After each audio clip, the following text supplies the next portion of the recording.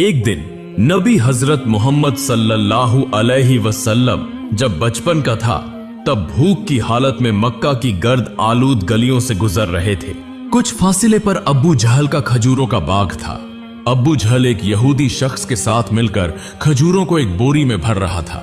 नबी मोहम्मद सल्लल्लाहु अलैहि वसल्लम उस वक्त भूखे थे, इसलिए 2 खजूरों की उम्मीद लिए अब्बू जहल के खजूरों के बाग की तरफ बढ़ने लगे। नबी मोहम्मद सल्लल्लाहु अलैहि वसल्लम आहिस्ता आहिस्ता उस खजूरों के बाग में पहुंचे और अब्बू जहल को सलाम करके अदब से अर्ज किया, चचा जान, मुझे बहुत भूख लगी है, क्या आप मुझे 2 खजूरें दे सकते हैं? उस वक्त अब्बू जहल ने हिकारत भरी नजरों से देखते हुए कहा, ए मोहम्मद, मैं तुम्हें खजूर दे सकता हूँ, लेकिन एक शर्त है। वह जो शख्स वहाँ खड़ा है उसके पास जो बोरी है वह तुम अपने सर पर रखकर मेरे घर तक पहुंचा दो, तब तुम्हें खजूर मिलेगी। तब नबी फौरन उस यहूदी शख्स के पास चले गए। यहूदी शख्स हैरत से देखकर बोला, ए लड़के मोहम्मद, तुम यहाँ क्यों आए हो? नबी सल्लल्लाहु अलैहि वसल्लम ने फरमाया, मैं यह बोरी अपने सर पर रखकर ले जाना चाहता हूँ। यहूदी शख्स ने कहा, इस छोटी उम्र में क्या तुम यह बोरी उठा सकोगे? नबी ने फरमाया, यकीनन उठा सकूंगा। फिर मोहम्मद ने गर्द से अटे जिस्म के साथ बोरी अपने सर पर रखी और चलने लगे। छोटे छोटे कदम, थका हुआ जिस्म, लेकिन चेहरे पर एक गैर जमीनी सुकून था। उनके पीछे अब्बू जहल और वह यहूदी शख्स भी चल रहे थे। कुछ देर बाद वह बोरी अब्बू जहल के घर के सामने रख दी गई। यहूदी शख्स ने वह बोरी अंदर एक कोने में रख दी। फिर नबी मोहम्मद सल्लल्लाहु अलैहि वसल्लम ने कहा, चचा जान, मुझे खजूर दीजिए। अबू जहल ने सिर्फ एक खजूर दी। तब नबी सल्लल्लाहु अलैहि वसल्लम ने अर्ज किया, चचा जान, क्या आप एक और खजूर नहीं देंगे? यह मासूम सी गुजारिश गोया अब्बू जहल के अंदर की आग में घी डालने के मुताबिक थी। वह गुस्से से बोला और अचानक एक जोरदार थप्पड़ नबी के चेहरे पर मारा। उसी लम्हे जैसे सूरज अचानक गुरूब हो गया, आसमान रो पड़ा, हवा साखित हो गई, पहाड़ भी आंसू बहाने लगे। एक मासूम बच्चे पर यह जुल्म, और जालिम अब्बू जहल हंसते हंसते अपने घर में दाखिल हो गया। ठीक तभी एक अजीबो गरीब वाकया पेश आया। जैसे ही खजूर से भरा बोरा खोला गया, अब्बू जहल हैरतज़दा रह गया। उसने देखा कि बोरे की सारी खजूरें छोटे छोटे पत्थरों में तब्दील हो गई हैं। यह अजीबो गरीब मंजर अपनी आंखों से देखकर वह यहूदी शख्स हैरत और सदमे में गुम हो गया। यह मंजर देखकर वह यहूदी शख्स वहीं रुक गया और इस अजीब वाकये की खबर देने के लिए वह तेजी से अपने सरदार के पास दौड़ पड़ा। मगर उस वक्त वह जालिम जाबिर अब्बू जहल अपने घर से बाहर निकल आया और तंज करते हुए कहने लगा, ए मोहम्मद, तू तो बहुत बड़ा जादूगर है। तूने मेरी खजूरों पर जादू करके उन्हें पत्थर बना दिया। नबी मोहम्मद सल्लल्लाहु अलैहि वसल्लम ने नर्म आवाज में सर झुकाकर फरमाया, चचा जान, मुझे तो कुछ मालूम नहीं। यह बात सुनते ही जालिम अब्बू जहल ने एक और तमाचा मारा। थप्पड़ की आवाज से ऐसा लगा जैसे आसमान डहल गया, पहाड़ खामोश हो गए और उस बच्चे की आंखों में एक आंसू चमकने लगा। लेकिन क्या तज्जुब की बात है, नबी करीम ने बस इतना कहा, चचा, आपके हाथ को चोट तो नहीं लगी? सुभान अल्लाह, क्या शफकत, क्या हमदर्दी। खुद थप्पड़ खाया मगर फिक्र उस शख्स की जिसने मारा था। फिर नबी पाक सल्लल्लाहु अलैहि वसल्लम उस तकलीफ और जिल्लत का बोझ लेकर घर वापस न गए, बल्कि खामोशी से पहाड़ के किनारे पर चले गए। बस चुपचाप खड़े रहे। यह मंजर देखकर दरख्त और पहाड़ पुकार उठे, अफसोस, जिसे न पैदा किया जाता तो यह जमीन, यह आसमान, यह दुनिया कुछ भी पैदा ना होती। वह अजीम नबी आज भूखे, जलील और नजरअंदाज किए जा रहे हैं। लेकिन फिर भी संग दिल अब्बू जहल के दिल में जरा बराबर भी रहम न आया, न ही उसकी आंखों में एक कतरा नदामत उतरा। उधर वह यहूदी शख्स अपने सरदार के पास पहुंचा और कहने लगा, आज मैंने एक ऐसा वाकया देखा है जो तसव्वुर से भी परे है। अब्दुल्ला के बेटे मोहम्मद में ऐसी ताकत है कि बस उसे एक तमाचा मारने से सारी खजूरें पत्थर में बदल गईं। आप ही बताइए, क्या यह जादू है या कोई इलाही ताकत? तब उनका सरदार कहने लगा, हमने भी सुना है कि हमारी आसमानी किताब में मोहम्मद का नाम है, कि वही आखिरी और सबसे अजीम नबी होंगे, मगर क्या वाकई यही मोहम्मद है? यह जानने के लिए हमें अपने मजहबी पेशवा से रुजू करना होगा। अगर यह सच हुआ तो हम उसे जिंदा न छोड़ेंगे, बल्कि उसे इस दुनिया से खत्म कर देंगे। तुम लोग जाओ और यह बात हमारे मजहबी पेशवा तक पहुंचा दो। तब वह यहूदी शख्स दोबारा अब्बू जहल के घर की तरफ रवाना हो गया।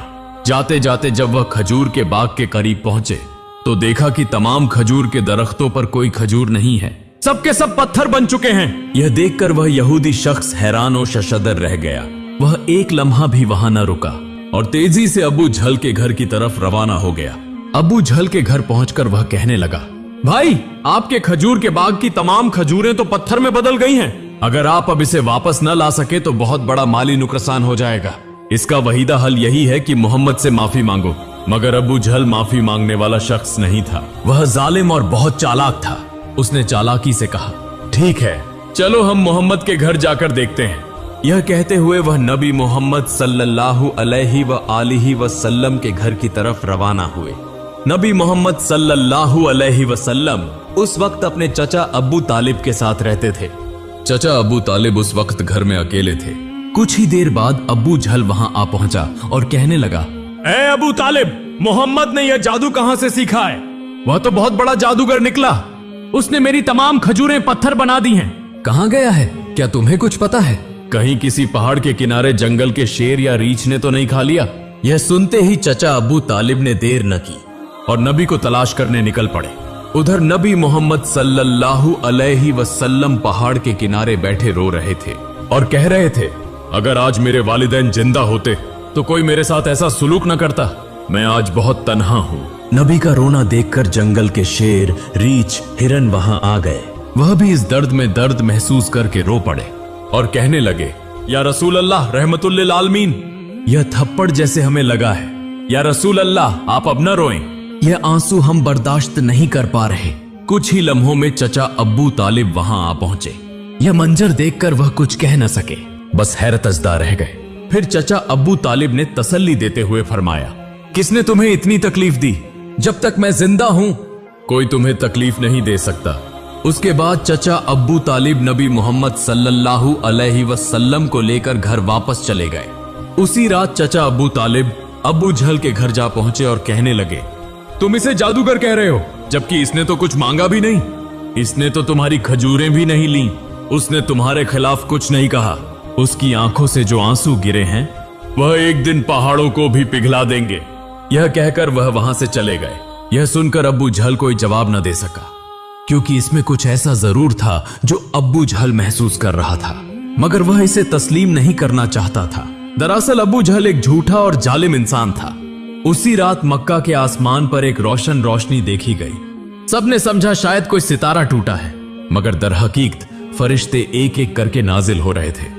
एक फरिश्ता दूसरे से कहने लगा, उसकी आंखों के आंसू से एक दिन अजीम किताब नाजिल होगी। यही सबसे अजीम इंसान और आखिरी नबी होगा जो पूरी दुनिया के लिए रहमत बनकर आएगा। उधर यहूदी को जब इस मौजिजाती वाकये की खबर सुनी तो उन्होंने नबी को कत्ल करने की साजिश करना शुरू कर दी, क्योंकि वह चाहते थे कि आखिरी नबी उनके कबीले में पैदा हो, मगर ऐसा न हुआ। उनमें से एक यहूदी शख्स अपने मजहबी पेशवा के पास गया और उसे तमाम वाकया तफसील से बताया। तब उनका पेशवा कहने लगा, मैं इसे पहचान गया हूं। यही वह नबी है जिसका जिक्र हमारी किताबों में है। उसकी दो निशानियां हैं, एक उसके कंधे पर मुहर नबूवत और दूसरी उसकी निगाहों में रहमत। किसी ने पूछा, तो क्या आप ईमान लाएंगे? वह खामोश हो गया, सर झुका लिया, फिर सिर्फ इतना कहा, हम नहीं चाहते थे कि वह हमारे कबीले में आए, उसी लिए हम सच्चाई का इनकार करेंगे। दूसरी तरफ हर साल चचा अबू तालिब तिजारत की गरज से शाम का सफर किया करते थे। उस दिन भी अबू तालिब शाम की तिजारती सफर की तैयारी कर रहे थे। उसी वक्त मोहम्मद सल्लल्लाहु अलैहि व आलिहि वसल्लम आकर कहने लगे, चचा जान, मैं भी आपके साथ शाम के सफर पर जाना चाहता हूं। अबू तालिब उनकी बात टाल न सके। चुनांचे अगले दिन वह तिजारती सफर पर रवाना हुए।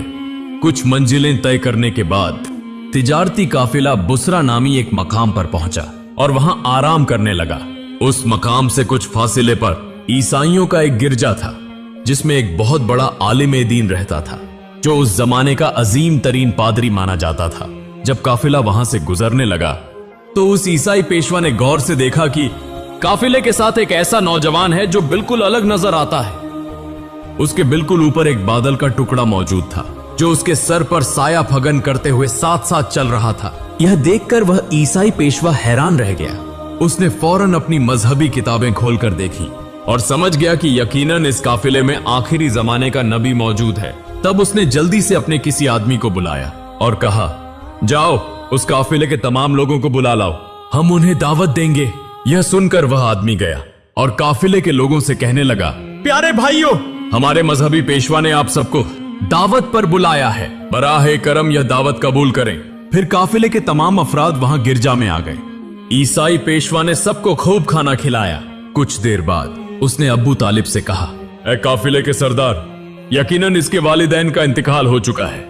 अब्बू तालिब ने कहा, जी हाँ, आपका अंदाजा दुरुस्त है, उनका इंतकाल हो चुका है, अब मैं इसकी परवरिश कर रहा हूँ। तब ईसाई पेशवा ने कहा, ऐ काफिले के सरदार, याद रखो तुम्हारा भतीजा यकीनन अल्लाह के आखिरी नबी होंगे, इसकी पीठ पर मुहरे नबूवत साबित है, तुम्हें चाहिए कि इस पर बहुत नजर रखो और इसे कभी अकेला न छोड़ो, क्योंकि अगर यहूद और नसारा को इसका इल्म हो गया तो वह इसकी जान लेने की कोशिश करेंगे, इसमें कोई शक नहीं। इस पर अब्बू तालिब ने कहा, आपको यह खबर कैसे मालूम हुई? ईसाई पेशवा ने जवाब दिया, मैंने तौरात की किताब में इस वाकये की तफसील पढ़ी है, अब तुम जाओ और अपने भतीजे को यहाँ ले आओ।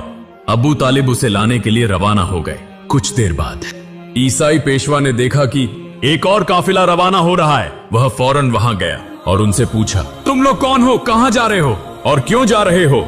उन्होंने जवाब दिया, हम रोम के सिपाही हैं, हमारे बादशाह ने हमें भेजा है। कहा जा रहा है कि दुनिया में आखिरी नबी का ज़हूर हो चुका है, कई दिन पहले। हम उसी की तलाश में हैं, अगर हमें वह मिल गया तो हम उसे कत्ल कर देंगे। क्या तुम उसके बारे में कुछ जानते हो? तब ईसाई पेशवा ने जवाब दिया, तुम लोग उसे बेकार ही तलाश कर रहे हो। अगर वाकई अल्लाह ताला ने अपने आखिरी नबी को दुनिया में भेजा है तो वही उनकी हिफाजत भी करेंगे। किसी में इतनी ताकत नहीं कि वह उन्हें कत्ल कर सके, लिहाजा तुम लोग वापस रोम चले जाओ। यह सुनकर वह सिपाही वापस चले गए। यूं ही वह दिन गुजर गया। रात को ईसाई पेशवा ने अब्बू तालिब को गिरजा में बुलाया और कहा, ऐ काफिले के सरदार, देखा तुमने, मेरी बात सच साबित हुई। यहूद और नसारा आखिरी नबी के सख्त दुश्मन हैं। अगर उन्हें आखिरी नबी हाथ लग जाए तो वह जरूर कत्ल की कोशिश करेंगे, लिहाजा तुम्हें चाहिए कि अपने भतीजे को लेकर बैरूने मुल्क न जाओ, वापस चले जाओ। फिर अगले दिन अबू तालिब ने बैरूने मुल्क सफर तर्क कर दिया और वतन वापसी का इरादा किया।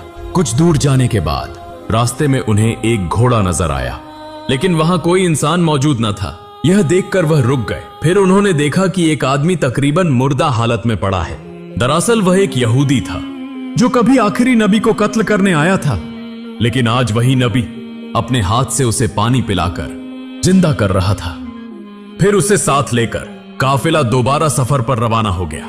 यूं चलते चलते काफिला एक समंदर के किनारे पहुंचा, जहां मछुआरों की एक बस्ती थी। वहीं काफिला आराम के लिए रुका, लेकिन वहां के मछुआरे बुत परस्त थे और शदीद तोहमत परस्ती में मुब्तिला थे। अबू तालिब अचानक एक जगह पहुंचे जहां देखा कि कुछ मछुआरे बुत परस्ती में मसरूफ हैं। उन्होंने उनमें से एक से पूछा, प्यारे भाइयों, तुम इस तरह बुत परस्ती क्यों कर रहे हो? तब उस शख्स ने जवाब दिया, हमारी जाल में कई दिनों से मछली नहीं आ रही, लिहाजा हमने समंदर के देवता को खुश करने के लिए यह पूजा का इंतजाम किया है।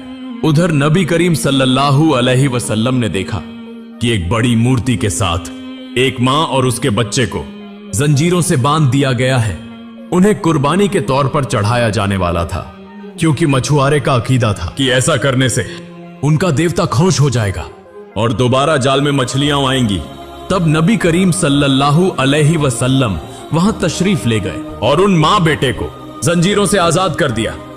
उसी लम्हे एक मछुआ वहां आया और कहा, जिन्हें हम कुर्बानी देने के लिए बांध कर रखे थे, उन्हें एक बच्चा आजाद कर गया है। यह सुनकर सब लोग नबी करीम सल्लल्लाहु अलैहि वसल्लम को पकड़ने के लिए तेजी से वहां जाने लगे।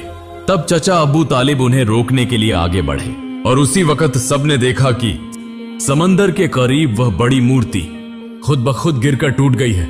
समंदर में मौजें उठने लगी और उन मौजों के साथ साथ बहुत सी मछलियां ऊपर आ गईं। यह देखकर मछुआरों की पूरी बस्ती के लोग बहुत सी मछलियां पकड़ने में कामयाब हुए और खुशी से झूम उठे। यह देखकर अब्बू तालिब हैरान रह गए।